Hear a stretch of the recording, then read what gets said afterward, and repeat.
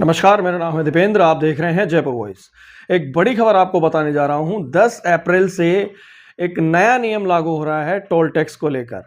आप national highways पर सफ़र करते हैं अपनी गाड़ी से, तो ये नियम आपके लिए जानना बहुत ज़रूरी है कि राष्ट्रीय राजमार्ग पर अब जो मंत्रालय है, सड़क परिवहन एवं राष्ट्रीय राजमार्ग मंत्रालय, उसकी तरफ से एक नोटिफिकेशन सामने आया है और उस नोटिफिकेशन में ये जारी कर दिया गया है कि आप 10 अप्रैल से अब कैश में भुगतान नहीं कर पाएंगे।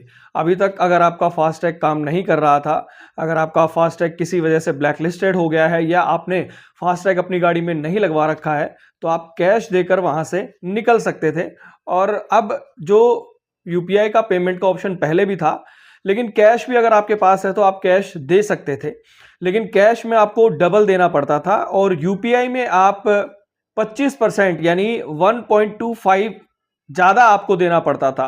आप ये मान के चलिए कि जहां आपको 100 रुपए देना पड़ता है, वहीं यूपीआई से आप 125 रुपए दे सकते हैं। तो ये थोड़ा नुकसान भी है अगर आपने फास्टैग नहीं लगवा रखा है तो। लेकिन अब ये एक बड़ा बदलाव हुआ है कि 10 अप्रैल से आप लोग राष्ट्रीय राजमार्ग पर अगर सफर कर रहे हैं और फास्टैग आपका वर्किंग नहीं है या फास्टैग से आपने पेमेंट नहीं किया है या ब्लैकलिस्टेड आ रहा है या आपने लगाया ही नहीं है, उस टाइम आप कैश नहीं दे पाएंगे।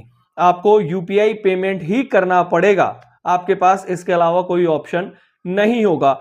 ये पूरे तरीके से एक नोटिस जारी कर दिया गया है, नोटिफाइड है ये मंत्रालय की तरफ से। और कहीं ना कहीं अब लोगों के लिए एक बड़ी प्रॉब्लम हो सकती है। जो लोग कैश कैरी करते हैं, कई बार होता है कि ऑनलाइन पेमेंट नहीं होता है या दिक्कत हो जाती है या ऑनलाइन लोग यूज नहीं करते हैं, तो ये एक बड़ी समस्या आपके साथ आ सकती है। तो जितना हो सके इस वीडियो को लोगों तक पहुंचाएं ताकि लोगों को ये बात पता लग सके कि 10 अप्रैल से ये नया नियम लागू होने वाला है कि जब भी आप नेशनल हाईवेज पर सफर करें तो यूपीआई यानी अपने ऑनलाइन जितने भी आप प्लेटफॉर्म यूज करते हैं पेमेंट के लिए, उनमें आप पैसे रखें। अगर आपका फास्टैग वर्किंग नहीं होगा या आपने फास्टैग नहीं लगवा रखा है तो कैश अब एक्सेप्टेबल नहीं होगा राष्ट्रीय राजमार्ग के किसी भी टोल पर।